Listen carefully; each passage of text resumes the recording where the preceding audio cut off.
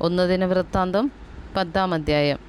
ഫെലിസ്ത്യർ ഇസ്രായേലിനോട് യുദ്ധം ചെയ്തു. ഇസ്രായേലരോ ഫെലിസ്ത്യരുടെ മുമ്പിൽ നിന്നോടി ഗിൽബോവ പർവ്വതത്തിൽ നിഹതന്മാരായി വീണു. ഫെലിസ്ത്യർ ശൗലിനെയും മക്കളെയും പിന്തുടർന്നു ചെന്നു. ഫെലിസ്ത്യർ ശൗലിൻ്റെ മക്കളായ യോനാദാനെയും അമ്മീനാദാബിനെയും മൽക്കിഷൂവയെയും വെട്ടിക്കൊന്നു. പട ശൗലിൻ്റെ നേരെ ഏറ്റവും മുറുകി. വില്ലാളികൾ അവനെ കണ്ടു. വില്ലാളികളാൽ അവൻ വിഷമത്തിലായി.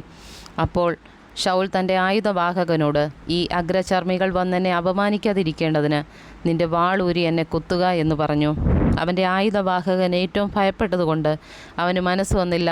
അതുകൊണ്ട് ശൗൽ ഒരു വാൾ പിടിച്ച് അതിന്മേൽ വീണു. ശൗൽ മരിച്ചെന്ന് അവൻ്റെ ആയുധവാഹകൻ കണ്ടപ്പോൾ താനും അങ്ങനെ തന്നെ തൻ്റെ വാളിന്മേൽ വീണു മരിച്ചു.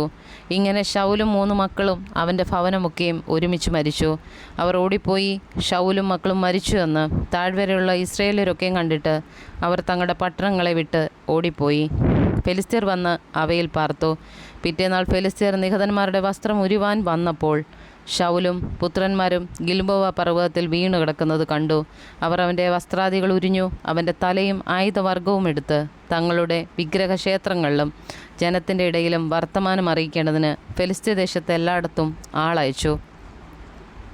അവൻ്റെ ആയുധവർഗം അവർ തങ്ങളുടെ ദേവൻ്റെ ക്ഷേത്രത്തിൽ വച്ചു. അവൻ്റെ തലയെ ദാഗോൻ്റെ ക്ഷേത്രത്തിലും തറച്ചു. ഫെലിസ്ത്യർ ശൗലിനോട് ചെയ്തതൊക്കെയും ഗിലെയാദിലെ യാബേഷ് മുഴുവനും കേട്ടപ്പോൾ ശൂരന്മാരെല്ലാവരും പുറപ്പെട്ട് ശൗലിൻ്റെ ശവവും അവൻ്റെ പുത്രന്മാരുടെ ശവങ്ങളും എടുത്ത് യാബേഷിലേക്ക് കൊണ്ടുവന്നു. അവരുടെ അസ്ഥികളെ യാബേഷിലെ കരുവേലകത്തിൻ കീഴിൽ കുഴിച്ചിട്ടു 7 ദിവസം ഉപവസിച്ചു.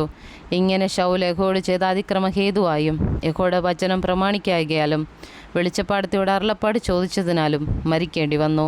അവൻ യഹോവയോട് അരുളപ്പാട് ചോദിക്കായകയാൽ അവൻ അവനെ കൊന്ന് രാജത്വം ഇശ്ശായിയുടെ മകനായ ദാവീദിന് കൊടുത്തു.